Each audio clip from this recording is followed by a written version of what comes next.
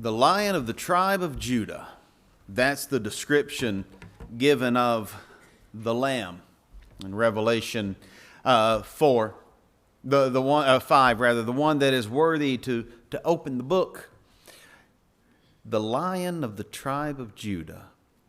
That name Judah, when first introduced to Judah, he's an infant, the fourth born son of Jacob, born to Jacob's wife Leah. And Judah would end up being the fourth of 12 sons.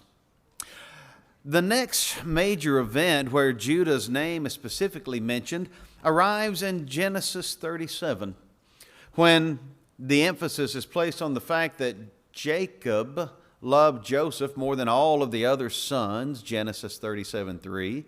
There was a hatred toward Joseph because of his father's favoritism. And then Joseph has dreams of other sheaves bowing down to his sheaves. His brothers realize that's a dream of his authority over them.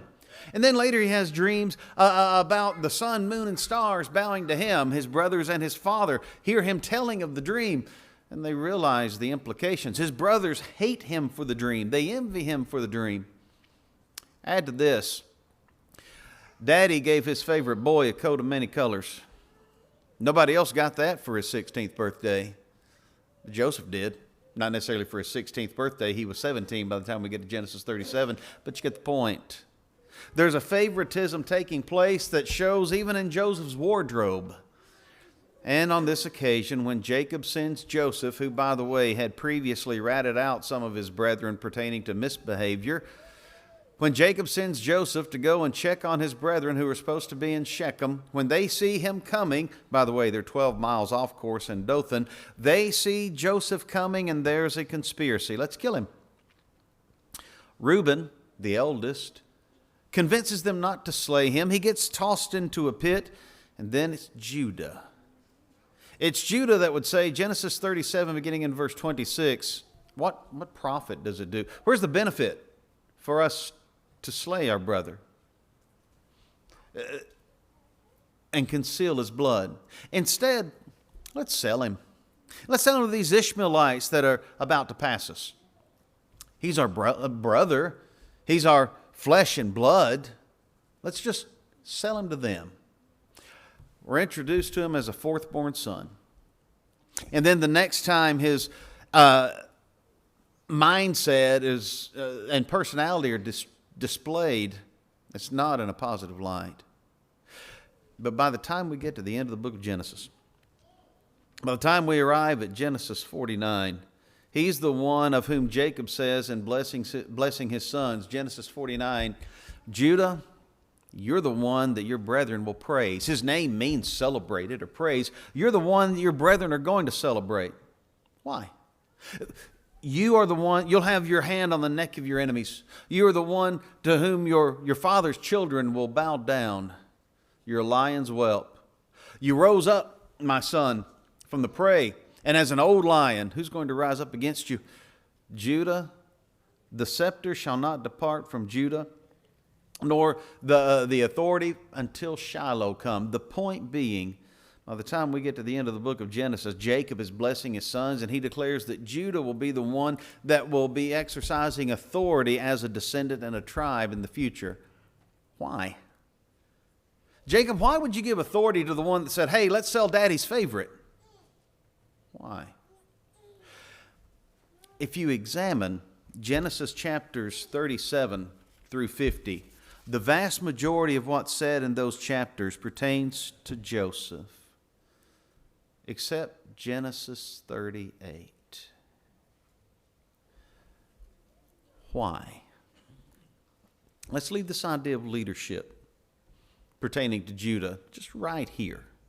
And let's talk about leadership for just a moment. The story is told of a rowboat race or a crew race between the U.S. and Japan, the workforces. Each crew was allowed to have 8 in the boat. The Japanese fielded 8 rowers. The U.S. put 1 leader and 7 rowers. Guess who won?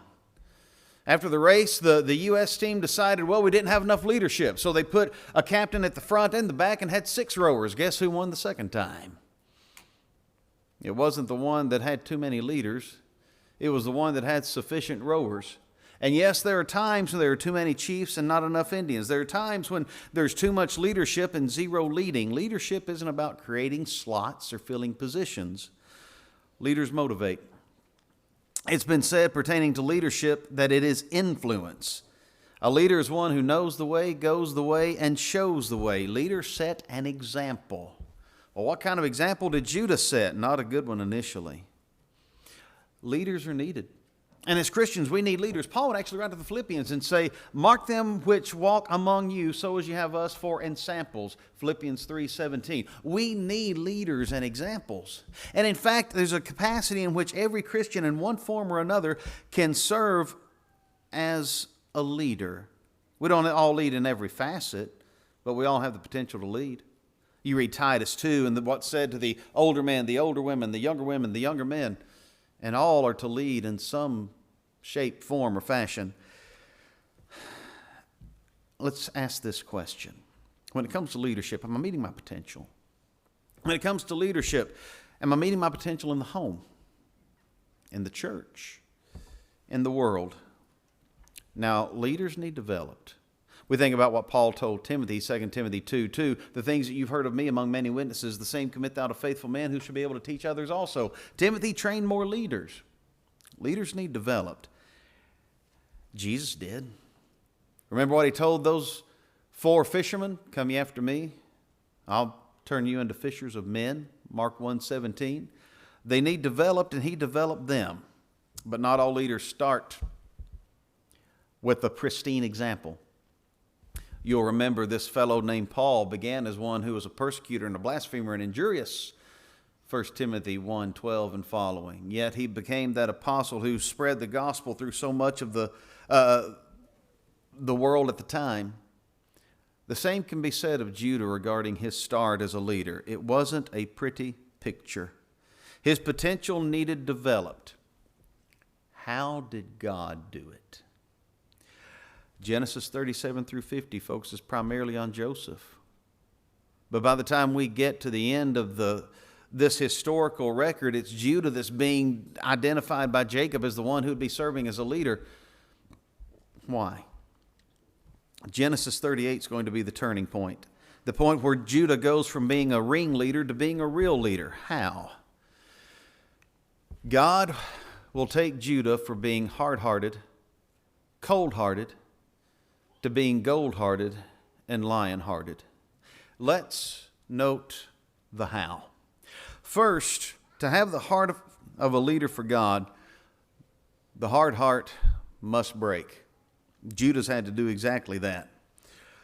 Consider the fact of what he didn't consider. Now, we've already noted the favoritism and the angst that was exhibited in that family.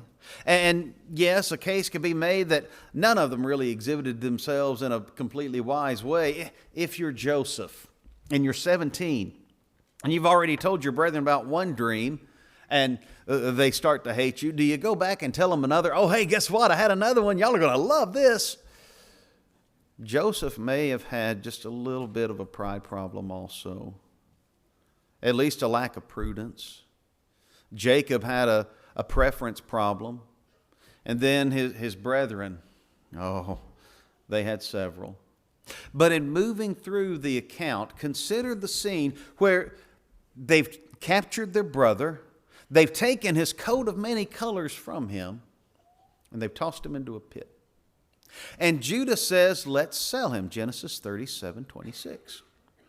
Later, it's not recorded in Genesis 37. It's recorded in Genesis 42:21. Later, Reuben and the rest will say to one another, did not we see the anguish of his soul when he besought us and we didn't listen? When you read Genesis 37 and they're selling Joseph as a slave to the Ishmaelites, don't forget to let your mind's ears hear this young man of some 17, perhaps a year or two more, but this young man pleading with his brothers, don't do this. Why are you doing that? What did I do to you? What? Don't. They didn't listen. Judah was the ringleader, and his heart did not consider his brother's pleas. No amount of petitioning, no amount of begging would take away the intent of his heart to get the favored son out of the picture. Not only did his heart not consider his brother's pleas, he didn't consider his father's pain. Remember what they did? Joseph's out of the picture, riding off into the sunset with the Ishmaelites, headed toward Egypt. They take his coat. They kill a kid of the goats. They dip the coat in the blood. They bring it to Dad. And it's cold. It's so cold the way that they present it. Is this your son's coat? Not is this our brother's coat? Is this your son's coat? Jacob recognizes the garment. He sees the dried blood stains. And he makes the only assumption that any would make. And he says, Genesis 37, picking up at verse 33, he knew it. He said, it's my son's coat. An evil beast has devoured him. Joseph is without a doubt rent in pieces. My son's dead. He begins to mourn. Genesis 37, verse 34, Jacob rent his clothes. He put sackcloth on his loins, and he mourned for his son many days. And these sons that had taken the favored son away from their favoritism-playing father now see their father in deep depression. And what do they try to do? Isn't this a bit of irony? Look at verse 35. All his sons and all his daughters rose up to comfort him. Don't you know that hurt? Trying to comfort the one from whom you've taken his son. You've told the lie. You know what happened. How do you comfort someone when you're bearing that load of guilt? By the way, this shared guilt and conspiracy mindset is going to manifest itself in the way the brothers are inclined to treat one another later, and something that Joseph will actually tell them not to do. But for now, Judah didn't consider his father's pain. Wasn't worried about it. Jacob had lost a wife, Genesis 35. His favorite wife, Rachel, the mother of Joseph. Now he's lost his son. Did he think Jacob's favoritism warranted the agony? That'll teach you, Dad. Play favorites again. Did the inability to comfort his father hurt? We're not told specifically from Scripture, but here's a thought to keep in mind. Success in dealing with people involves seeing something from another person's viewpoint and not just my own. Having a sympathetic grasp of that other person's position. Do you think those sons sympathize with their brother or their father when they conspired to sell Joseph into slavery and to convince their father that his favored son had been slaughtered by some wild beast? There is zero understanding on their parts. There's zero sympathy. There's zero pity. Judah had a hard heart that didn't consider his brother's pleas. He had a hard heart that didn't consider his father's pain. Genesis 38. Joseph has been sold into slavery. Jacob thinks his son is dead. And all of a sudden, we're being told an account of how Judah had previously found a wife. And she was a wife from the lower lands, if you will, from the low places south of where they were living near Hebron. Judah marries the daughter of Shua. They have sons. They have Onan, and Shelah.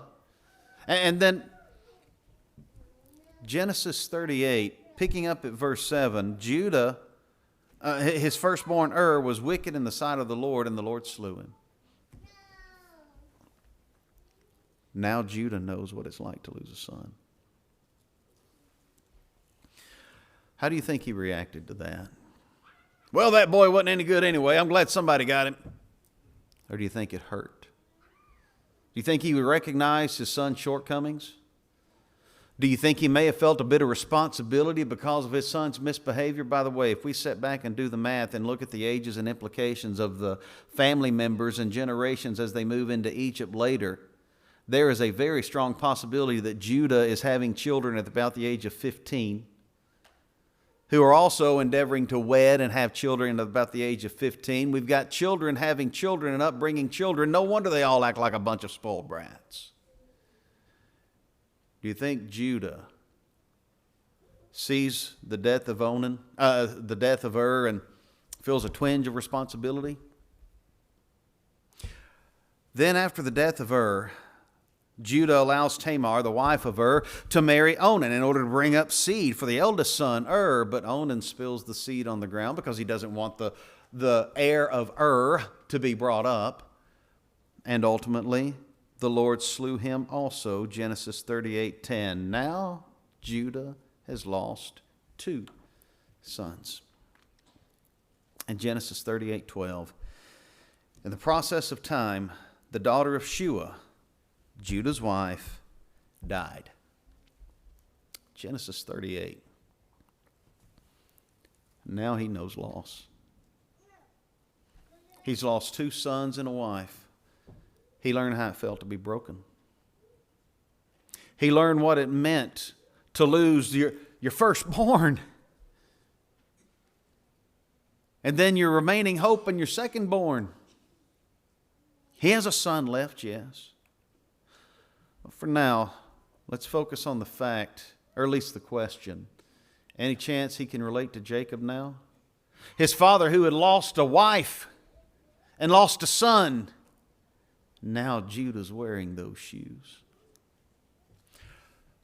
In order to be a leader, the hard heart has to break. It can rightly be said that Judah had enough happen in his life that his hard heart should have broken. Here's a question. Do you think Jacob tried to comfort Judah? Son, I've been there. Think about the reaction in Judah's heart.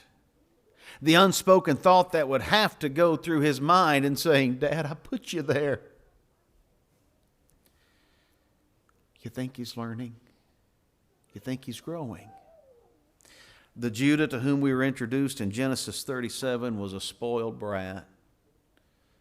The Judah that is going to emerge from Genesis 38 is going to be broken and softened by loss. For now, to have the heart of a leader, the hard heart must break. Judah has gained a new perspective on sorrow, but let's move forward. We stay in Genesis 38, and we keep in mind that after the death of this second son, Judah decided he would act like it was Tamar's fault. Instead of giving Shelah to be married to Tamar to raise up that heir, Genesis 38:11, Judah told Tamar, his daughter-in-law, you stay a widow in your father's house until Shelah's old enough. But he said to himself, essentially mumbling instead of making an outward statement, lest peradventure he die also. Now, I don't want Shelah to marry Tamar because it could kill him too. Judah tried to blame Tamar for his own son's sins. There's a certain denial here. And let there be no doubt, the kind of individual that would be willing to sell a brother into slavery is not going to make much of a dad. And have no doubt that that would have played into the selfish and wicked behavior manifested by Ur and Onan. And if you move forward in Scripture and you take a look at the record contained in 1 Chronicles, Shelah would name his oldest son after his wicked older brother. I wonder what kind of character Shelah was. For now, let's focus on this. Judah tried to blame Tamar for his son's sins instead of accepting accountability for the sons that he'd brought up and his own behavior. And then Tamar, dwelling as a widow in her father's house, realizes that she's not going to be given to Shelah for wife, and she desires to bear children, but she's bound to this family and she's not being given a husband. So she finds out that daddy-in-law is going to shear sheep. And she knows that Mr. Judah the celebrator might just be in a celebratory mood while he's shearing sheep. And in his celebratory mood, she seems to have an idea. So she puts off her widow's garments and she robes herself in a certain way, puts a veil on her face so that she will appear to be one of those anonymous harlots. She sits by the wayside. Sure enough, Judah passes, and he propositions, "Let me come in unto you. What will you give me?" "I'll send you a kid of the goats." "Well, what will you give me in pledge?"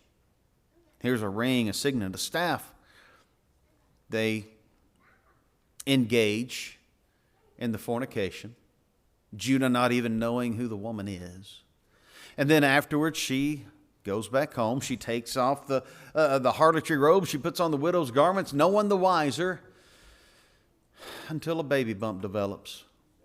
At which point Judah learns Tamar, thy daughter-in-law, is pregnant of fornication, of harlotry.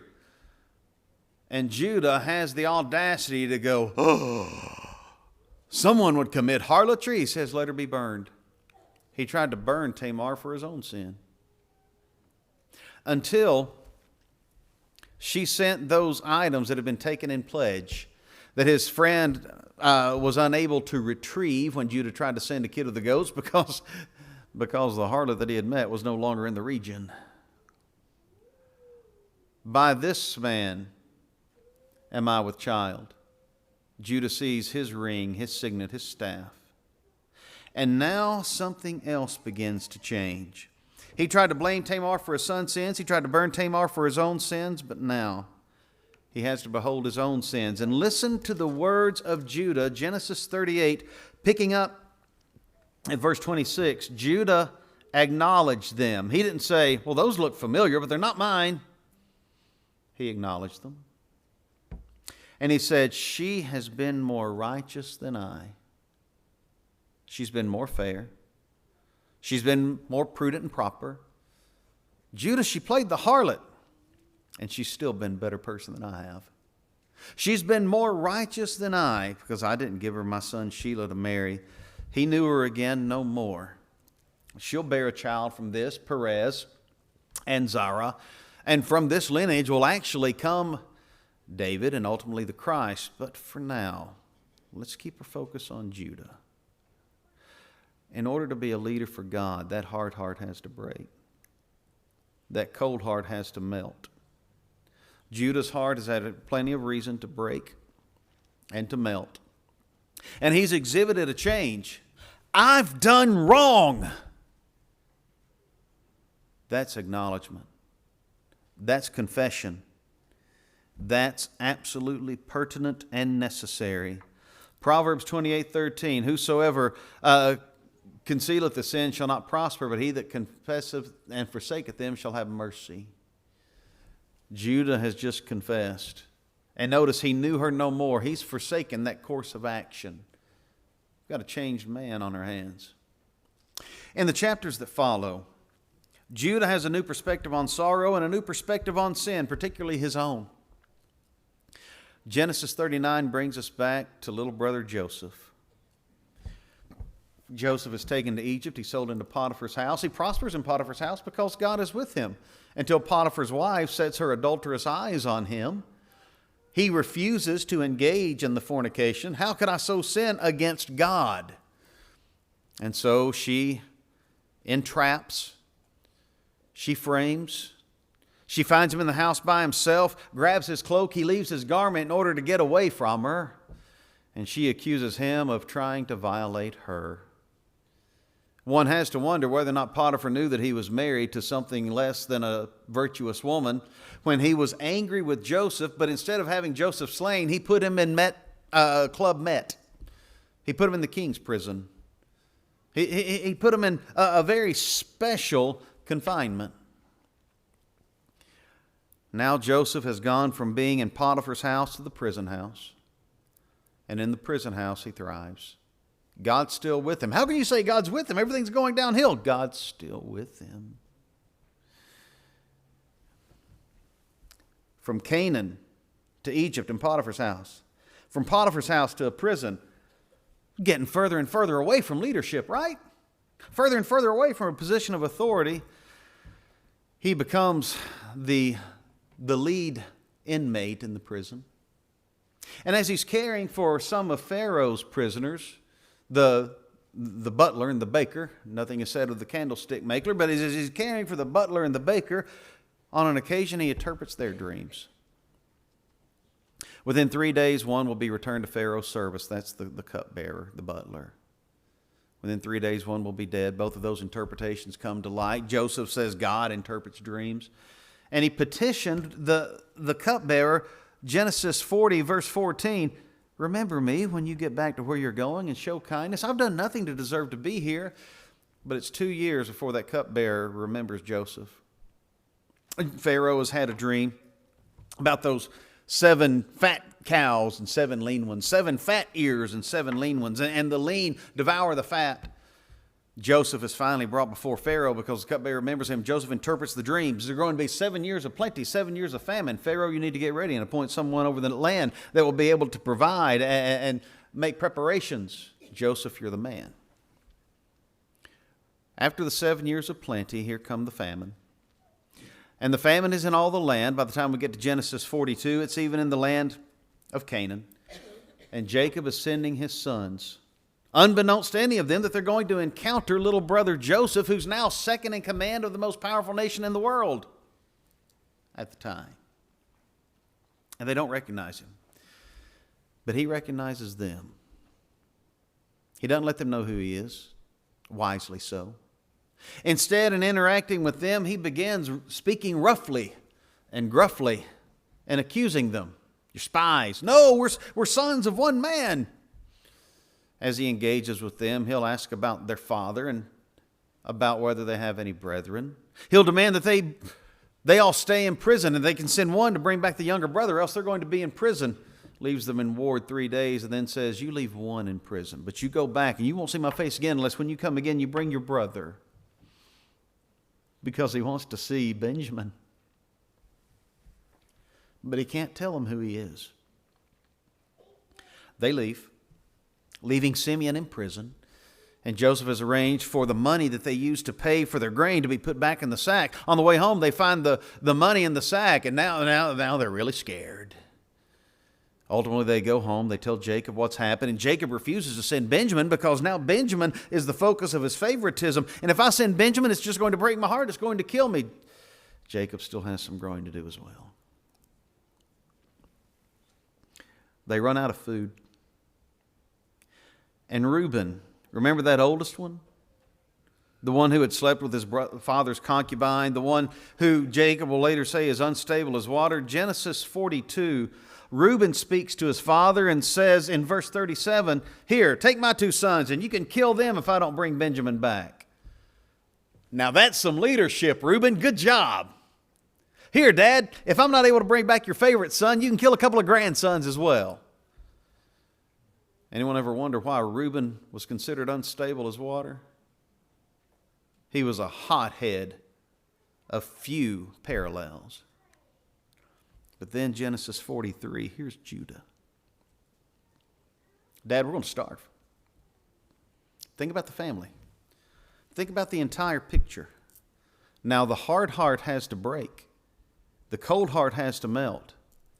And the gold heart needs to shine. Judah's will. Verse 4. Judah speaking to Jacob. He says, the man said, we won't see his face unless our brother's with us.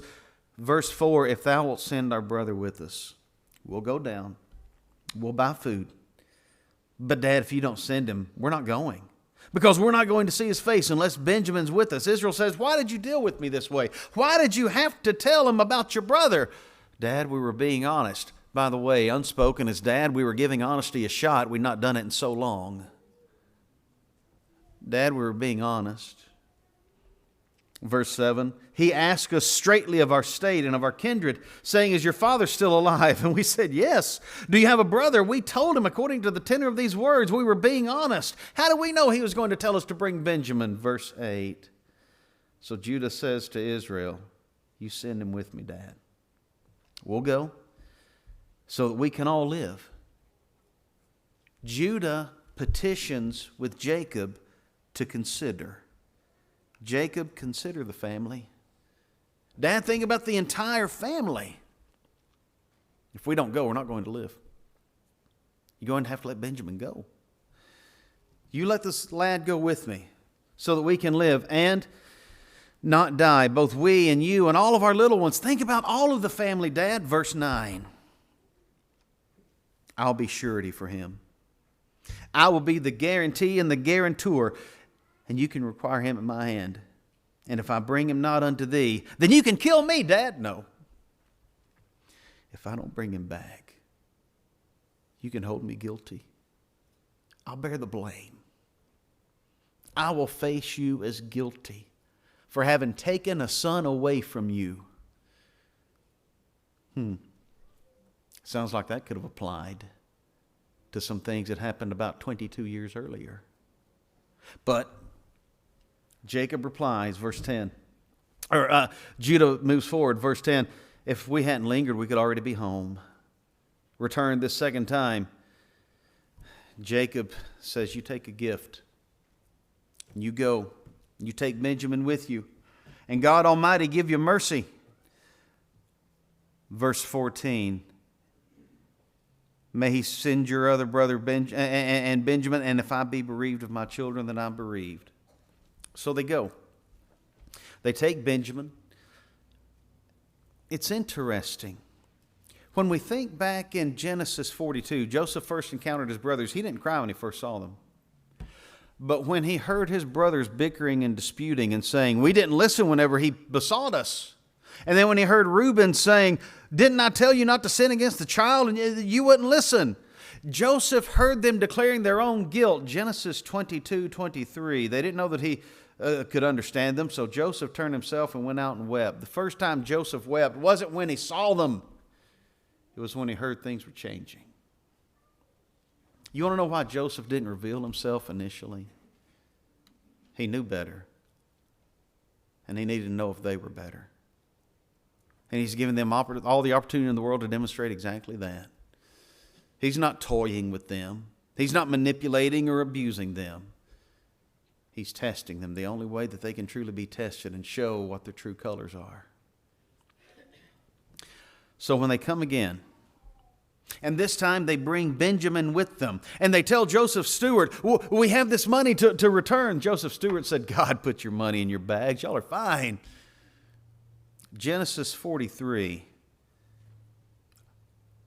Joseph comes to them, verse 26. They're in his home. He's told them to go there. He's going to have a meal with them. How's your father? Our father's in good health, verse 28. Verse 29, he lifted up his eyes and he saw his brother Benjamin. Is this him? God be gracious unto thee, my son. Verse 30. Joseph made haste, for his bowels did yearn. And he went out and he wept. He's seeing change in his brethren. And now he's seeing the brother that's of the same mother. It's emotional for Joseph. He arranges for a dinner to be held. And he has them seated, ironically in their minds, in birth order. This is the one that had told them previously that he fears God. It's also interesting that in the dinner that ensues, picking up at verse 31 and moving forward, when the supplies are brought to them, verse 33, they sat before him, the firstborn according to his birthright, the youngest according to his youth. The men marveled at one another, and he took and sent messes unto them from before him. But Benjamin's mess was 5 times so much.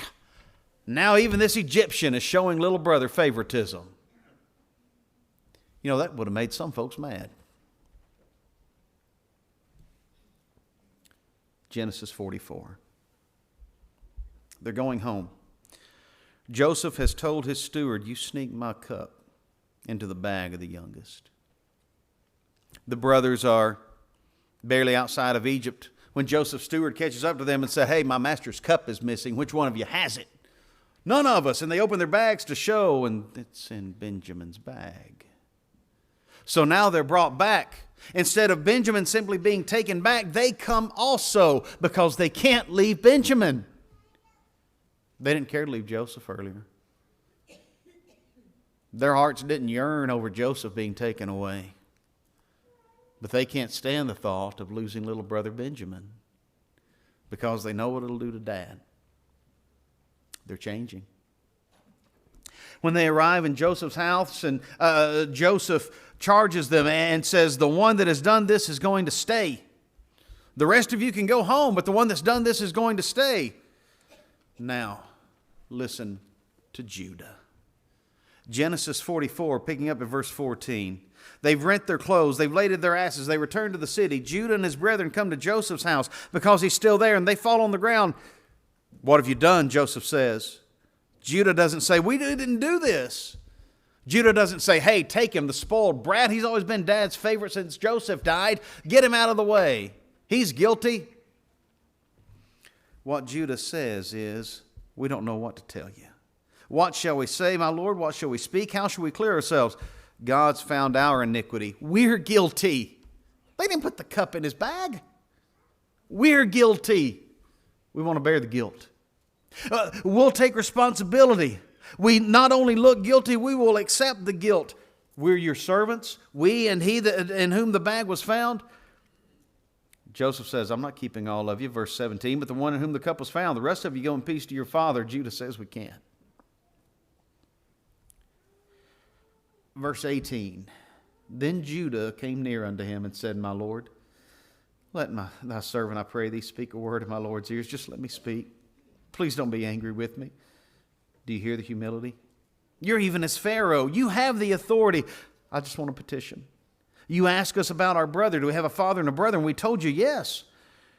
And then when you told us to bring our brother to you, verse 21, so that you could look at him, we told you we couldn't. We couldn't let him leave his father, but it would kill his father. But you said to us, verse 23, unless you bring that younger brother, you won't see my face again. So we brought him.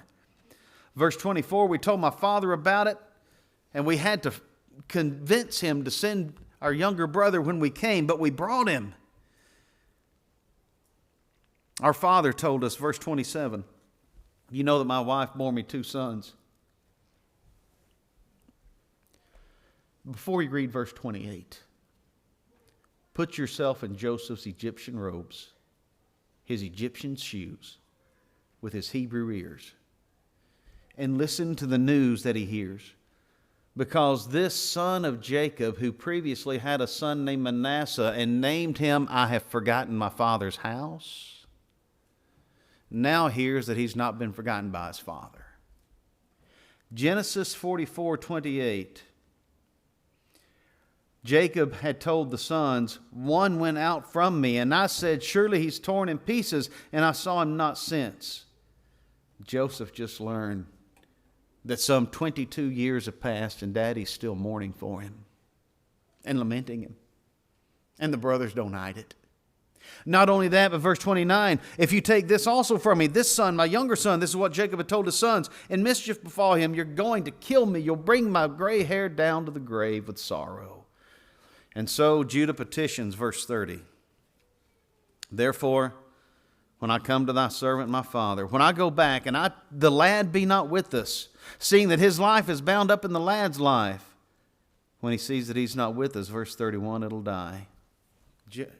Mr. Egyptian, sir, because that's what they thought he was. If I go back without Benjamin, it's going to kill our father.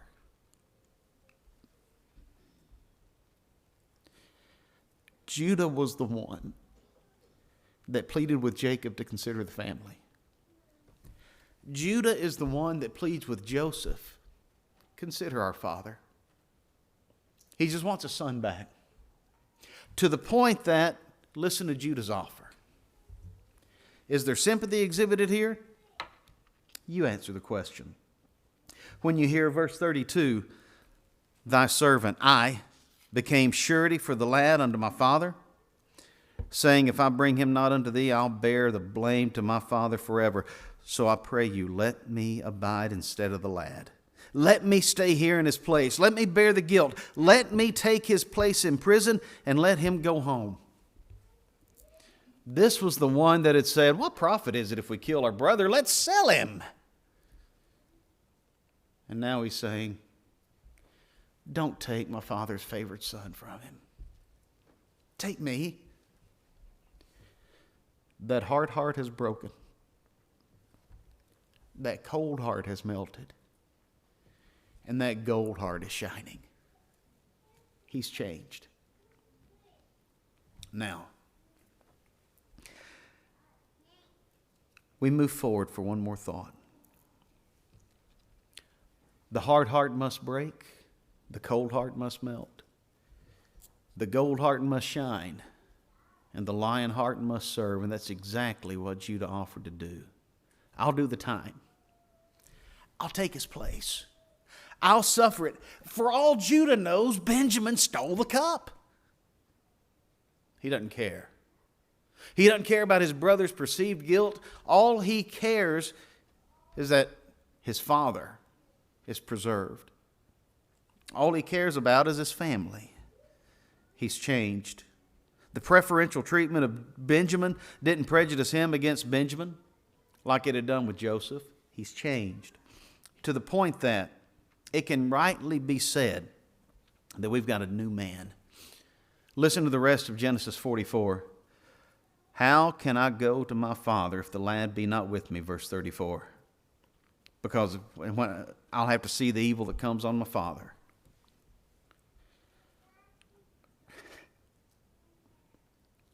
No wonder Genesis 45 begins when Joseph could not restrain himself.